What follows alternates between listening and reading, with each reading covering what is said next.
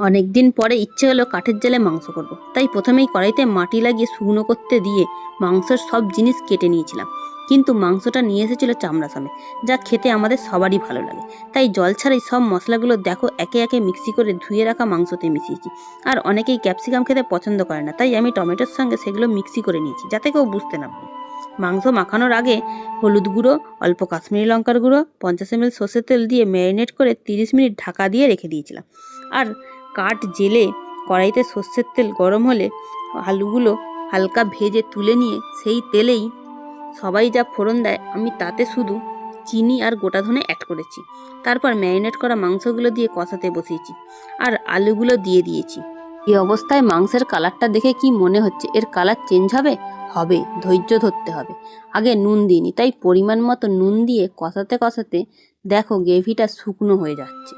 তাই অল্প মিক্সি ধোয়া জল দিয়ে ঢাকা দিয়ে দিলাম 5 থেকে 7 মিনিট। তারপর ঢাকনা সরানোর পর যা কালার হয়েছে তাতেই জিভের জল চলে আসবে। এতে টেস্টটা বাড়ানোর জন্য চিনি, ধনেপাতা কুচি ও গরম মশলা গুঁড়ো ছড়িয়ে দিলেই রেডি হয়ে যাবে ক্যাপসিকাম দিয়ে চিকেন কষা, যা সব খাবারের সাথেই জমে যাবে। আর গ্রেভিটাও দেখো কি সুন্দর দেখতে হয়েছে। তাহলে বানিয়ে জানিও কেমন হয়েছে।